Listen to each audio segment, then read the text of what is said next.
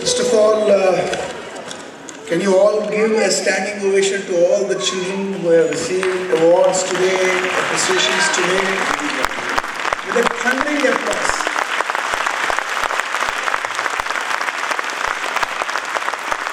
And I think we must give a thundering applause to the principal and the chairperson of this institution who are doing an indomitable job for shaping the future of our children. Thank you very much, ma'am. You're doing a phenomenal job. I was watching each one of you, and I think the essence of an institution goes when you see your people with great energy and perseverance serving even the smallest of the things. Even I was seeing how your people were serving tea, and the zeal and the passion.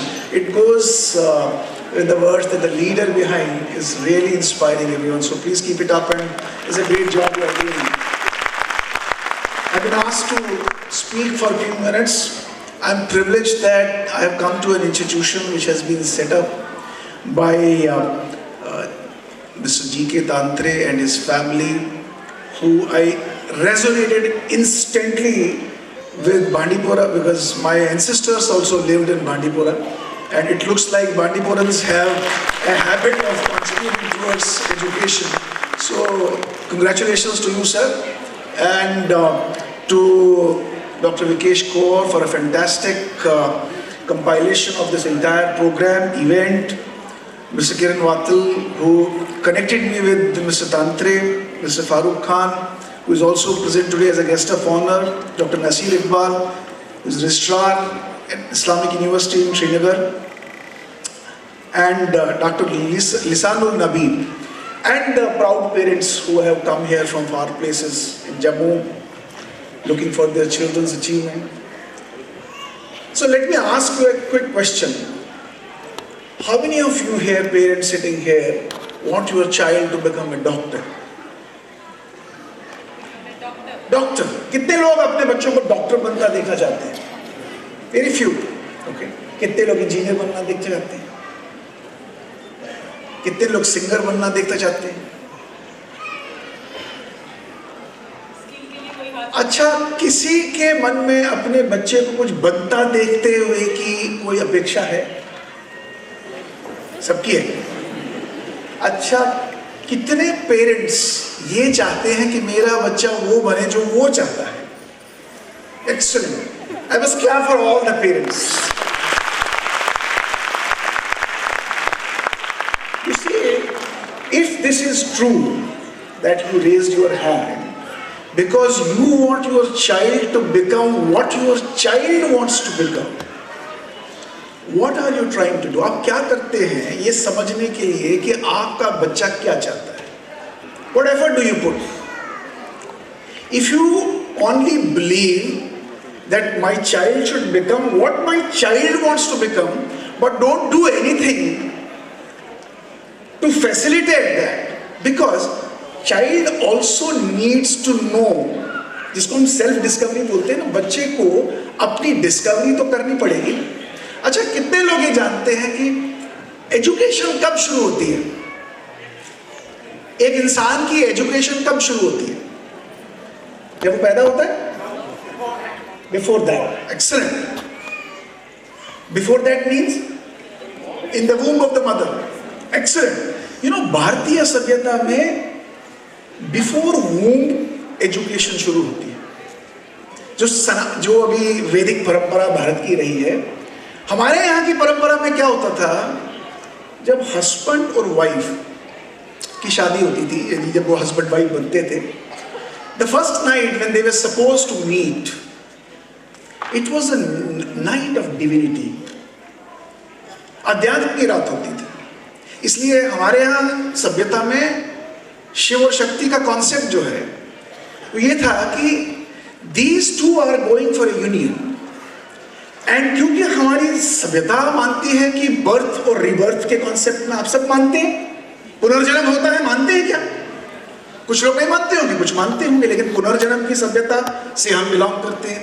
तो पुनर्जन्म का मतलब ये है कि हम millions of years से birth rebirth के साइकिल में हैं, और इस बर्थ रिबर्थ के साइकिल में बहुत अच्छी आत्माएं भी बन जाती हैं. तो हमारे देश का कॉन्सेप्ट था कि that when the two people meet together, they pray that a divine soul comes and rests in the womb of the lady. That's where actually the education started, because you wanted some educated soul, some refined soul, some great soul, noble soul to come and be in the womb. Which means whenever a child is born, the child is born with the nature. हम nurture की बात करते हैं, जैसे school nurturing करता है, parents nurturing करते हैं, लेकिन बिलीव मी, आज कंटेम्प्रेरी साइंस भी ये मानता है कि we are born with nature. और वो नेचर क्या है? हजारों लाखों साल का जो बर्थ रिबर्थ के प्रोसेस से निकला हुआ जो कॉन्शियसनेस है, वो जब एक वूम में आता है तो वो अपने साथ एक व्यक्तित्व को भी लेके आता है. और जो 9 महीने माँ की कोख में रहता है, वो 9 महीने वो माँ उसके साथ कैसा ट्रीट करती है, क्या विचार रखती है, क्या सोचती है, किस प्रकार की बातों को ध्यान में लाती है, उसका जो वातावरण है वो उस माँ को किस प्रकार से ट्रीट करता है, उसका जो परिणाम है वो शिक्षा के रूप में उस वूम में जाता है. तो वो ट्रांसफॉर्मेशन से बच्चा इस दुनिया में आता है. तो बिलीव मी, जो बच्चा आपके पास आज है वो कुछ लेके आया है अपने साथ. और वो लेके क्या आया है? बहुत सारी संभावनाएं. वो लेके क्या आया है? बहुत सारी पोटेंशियलिटीज. क्योंकि उस बच्चे का एक व्यक्तित्व है, यानी उसकी अपनी एक इंडिविजुअलिटी है. यानी अगर एक माँ बाप ने बच्चे की वास्तव में कोई मदद करनी है, हेल्प नहीं करनी है, फैसिलिटेट करना है कि जो बच्चा है ये अपनी इंडिविजुअलिटी को समझे, जाने, पहचाने कि मेरे अंदर कौन सी संभावनाएं हैं. अनफॉर्चुनेटली भारत में संभावनाओं, सेल्फ डिस्कवरी के प्रोसेस को पिछले 700 वर्षों में खत्म कर दिया गया है. क्योंकि we went through a very different kind of a process, जिसके कारण से आज जो बच्चे की ओरिजिनलिटी थी, जो बच्चे की इंडिविजुअलिटी थी, जो उसकी जो व्यक्तित्व था, उससे उसकी पहचान कराने में हमारी शैक्षिक सभ्यता कहीं ना कहीं पिछड़ गई है. इसलिए जब हम कहते हैं कि एजुकेशन कहाँ इम्पैक्ट करनी चाहिए, एजुकेशन का आउटकम क्या होना चाहिए, एक सभ्य समाज खड़ा होना चाहिए, एक वेल कल्चर्ड सोसाइटी बननी चाहिए. लेकिन पिछले 400, 500, 700 सालों में अगर आप देखेंगे तो जितने वॉर्स इस दुनिया में हुए हैं, शायद पिछले 3000 सालों में इतने वॉर्स नहीं हुए हैं जो पिछले 200 सालों में हुए हैं. जितनी किलिंग और मर्डर्स, जितने अनएथिकल प्रैक्टिसेस पिछले 200 सालों में हुए हैं, वो शायद 2000 सालों में भी नहीं हुए. तो कहीं ना कहीं पे शिक्षा में, लालन पालन में, पालन पोषण में कहीं ना कहीं पे कोई डैमेज हुआ है. ये जो भारत की सभ्यता है, आप अगर भारत की सभ्यता को खोल के देखें, आप जिस धरती पे बैठे हैं, ये भारत की वो धरती है जहां से 2 बड़े बड़े विश्वविद्यालय दुनिया को दिए. हमारे भारत में विश्वविद्यालयों की कमी नहीं है, नालंदा, सोमपुरा, उदंतपुरी, वल्लभीश, लेकिन इस भूमि ने शारदा जैसे विश्वविद्यालय को दिया. इस भूमि ने तक्षशिला जैसे विश्वविद्यालय को दिया. आप जम्मू कश्मीर को आज वाला जम्मू कश्मीर मत समझिए. आज से कुछ 1000 साल पहले जम्मू कश्मीर बहुत बड़ा संभाग होता था, उसमें तक्षशिला भी थी.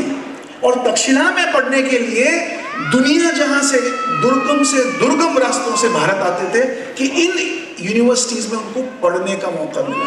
और ये वो यूनिवर्सिटीज हैं जहां से चंद्रगुप्त निकले, ये वो यूनिवर्सिटीज हैं जहां से आचार्य चाणक्य निकले.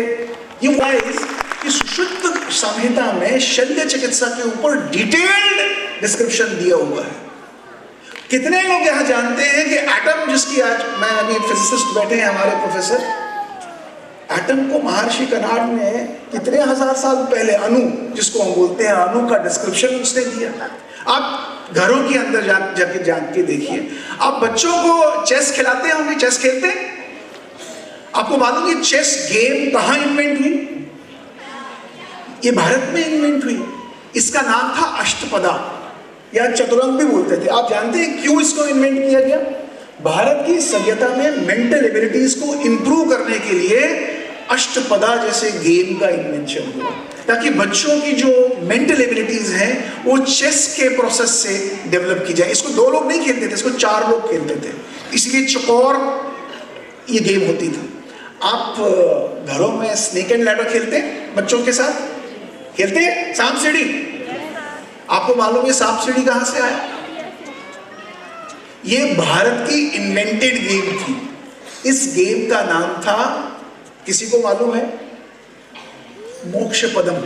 कभी आप गूगल करके देखिएगा कि ये जो स्नेक एंड लैडर की गेम थी, ये मालूम किस लिए गेम इन्वेंट की गई थी हमारे पुराने जमाने में?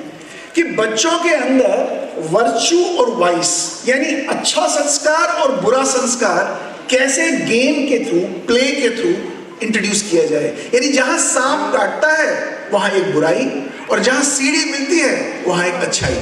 और ये मोक्ष पदम का अर्थ था कि बच्चा सांप सीढ़ी खेलते खेलते 100 नंबर पे पहुंचेगा, यानी वो सारे वर्च्यूज को सीखेगा, सारे वाइसेस को अपने से दूर रखेगा। इसलिए इस गेम को इन्वेंट किया गया था। ऐसी कई चीजें आपको भारत में मिलेंगी। आप ताश खेलते हैं, वो ताश भी भारत में कितने हजार साल पहले उसको क्रीड़ा पत्रम बोलते थे। आप स्केल यूज करते हैं, भारत में इसका इन्वेंशन हुआ। आप भारत के अंदर, आप जिस धरती पे बैठे हैं, जिस पार्ट ऑफ द कंट्री की धरती में बैठे हैं, आज हमारे यहाँ पे टाइम को कैलकुलेट करने का, यानी वक्त को कैलकुलेट करने के बहुत सारे विधियां हैं। जैसे हम अपने यहाँ, आपके घर में सबके पास वो एस्ट्रोलॉजिकल बुक्स होती है ना, जिसमें आप क्या बोलते हैं उसको, जिसको देख के आपको तिथि का पता लगता है? पंचांग। पंचांग, सही कहा आपने, पंचांग। ये पंचांग किसके आधार पर है? विक्रमी संवत पे।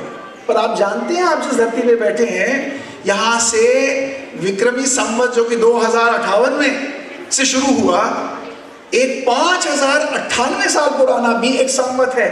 जानते हैं कौन सा? सप्तऋषि संवत। सप्तऋषि संवत इसी धरती से सप्तऋषियों ने लिखा, और आज वो 5078 साल पहले, मैं यूएस में एक प्रोग्राम में था, तो एक आदमी ने पूछा मेरे से, बोला तब तो टेलीस्कोप भी नहीं होते थे, तब तो माइक्रोस्कोप भी नहीं होता था, तो कैसे आप लोगों ने इन्वेंट किया? तो आप इमेजिन कीजिए, जो सप्तऋषि संवत या विक्रमी संवत हमारे यहाँ के लोगों ने क्रिएट किए, किस प्रकार के मेडिटेटिव पावर्स, यानी जब खुद ही एक परसेप्टर परसीव हो जाए, किस प्रकार की अमेजिंग क्वालिटीज ऑफ लर्निंग यहाँ पे होती थी। मैं आज पिछले 10 वर्षों में, हालांकि रिसर्जेंस ऑफ नॉलेज शुरू हो गया है भारत में। अभी अगर आप देखें, जितने भी पिछले 7, 8, 10 साल में भारत के अंदर एक नई रिसर्जेंस हुई है। पहले क्या था, आप यूएस जाइए, यूके जाइए, जितनी भी रिसर्च लैब्स हैं, मैं पर्सनली, क्योंकि मैं आईबीएम में रहा हूँ, पूरी दुनिया में मैंने काम किया है, जितने भी नॉलेज सेंटर्स या रिसर्च सेंटर्स, बड़ी बड़ी कंपनीज, चाहे एप्पल ले लीजिए, चाहे माइक्रोसॉफ्ट ले लीजिए, चाहे आप कोई भी आईबीएम ले लीजिए, 80% ऑफ रिसर्चर्स जो इन ऑर्गेनाइजेशंस में काम करते, जानते कहाँ से हैं? भारत से ही। लेकिन अब पिछले 15 साल, 10 साल से एक नई ट्रांसफॉर्मेशन भारत में आई है, क्योंकि वीजास के ऊपर बहुत सारी प्रॉब्लम्स आना शुरू हो गया है। तो इसलिए ये रिसर्च सेंटर्स क्या कर रहे हैं, भारत के अंदर ही अब अपने रिसर्च एंड डेवलपमेंट को एस्टेब्लिश कर रहे हैं। पिछले 10 साल में इंडिया में 1000 से ज्यादा मल्टीनेशनल कंपनीज ने अपने रिसर्च एंड डेवलपमेंट सेंटर्स खोले हैं, और उनमें कौन काम कर रहे हैं? लगभग 4 लाख से ज्यादा भारतीय काम करते हैं, बिकॉज दे नो कि जो इनका डीएनए ऑफ एक्सप्लोरेशन है, एक्सपेरिमेंटेशन है, वो बहुत स्ट्रांग है, और इसलिए अपने R&D सेंटर्स को भारत के अंदर खोला है। और आपको एक बात और जान के खुशी होगी, इन R&D सेंटर्स में लोकल रिसर्च पे काम नहीं होता है, इनमें ग्लोबल प्रोडक्ट डेवलपमेंट के रिसर्च के ऊपर काम होता है। और मैं हैरान हो गया था, अभी नॉर्मली प्रोफेसर्स लोग क्या करते हैं, जब वो कोई रिसर्च करते हैं तो उसकी पब्लिकेशंस करती हैं। पब्लिकेशंस की इफेक्टिवनेस कैसे देखी जाती है? उसकी फॉरवर्ड साइटेशन से।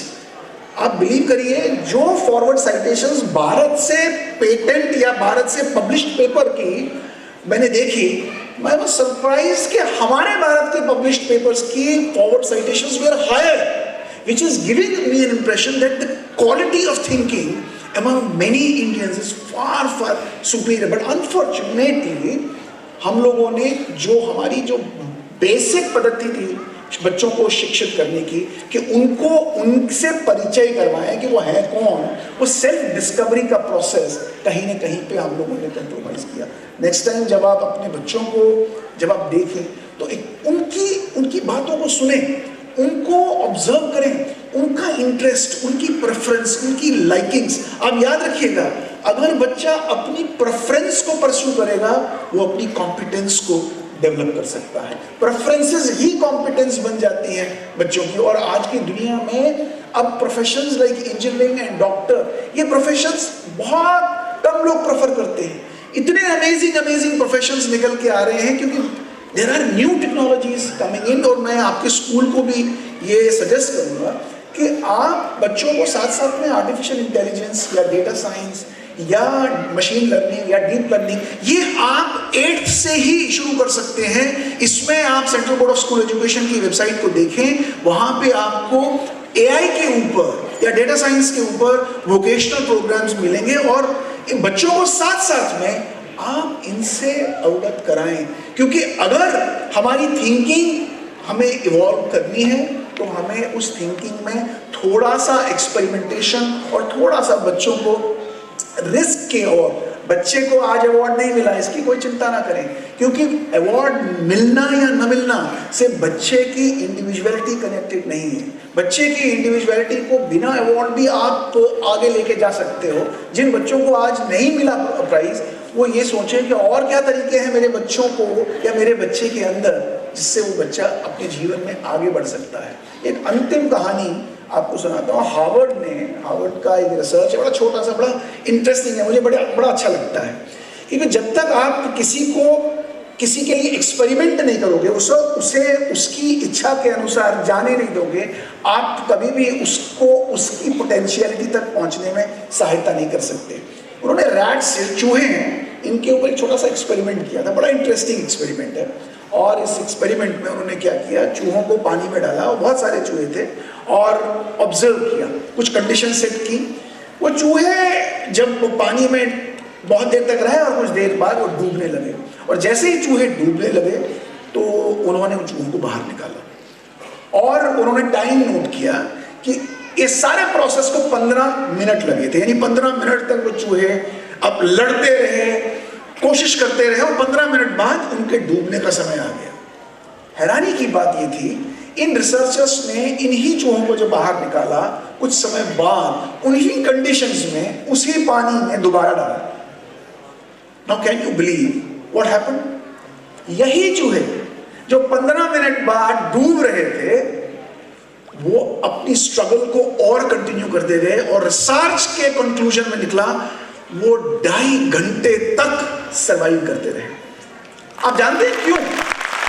क्योंकि उस चूहे को पहले एक्सपेरिमेंट में अंदर से ये एक्सपीरियंस आई कि मेरे में पोटेंशियल है, और दूसरे सेट ऑफ एक्सपेरिमेंट में उसने उस पोटेंशियलिटी को यूज किया और 2.5 घंटे तक सर्वाइव कर सका। हमारे बच्चों में भी बहुत पोटेंशियल है, हमारे बच्चों के अंदर बहुत कैपेबिलिटीज हैं। उस कैपेबिलिटी तक पहुंचाने की जिम्मेवारी ये हम पेरेंट्स की है, ये स्कूल्स की है, ये टीचर्स की है। और अगर हम बच्चों को उनकी रियल पोटेंशियल तक पहुंचाते हैं, हम उन बच्चों को केवल आपके घर का नहीं, केवल इस राज्य का नहीं, केवल इस देश का नहीं, दुनिया में एक अच्छा इंसान बना सकते हैं। एक अच्छे कंट्रीब्यूटर के रूप में हम उनको इस दुनिया में खड़ा कर सकते हैं। मैं इन्हीं शब्दों के साथ आपको, आपके स्कूल को, पेरेंट्स को, बच्चों को बहुत बहुत बधाई देता हूँ कि आप इतना बहुत ही सुंदर काम कर रहे हैं। मुझे बहुत अच्छा लगा आज आपके स्कूल में आने के बाद। आपको मेरी यूनिवर्सिटी से किसी भी प्रकार का स्किल डेवलपमेंट के ऊपर, फैकल्टी एक्सचेंज के अंदर, स्टूडेंट एक्सचेंज के अंदर, जब क्योंकि I am the son of the soil, so whatever I can do, I will try to do my best for you and your institution. और अगर किसी भी चीज़ की आपको मेरे से किसी चीज़ का कॉन्ट्रीब्यूशन चाहिए हो, मैं हमेशा आपके लिए आपके साथ खड़ा रहूँगा। बहुत बहुत धन्यवाद।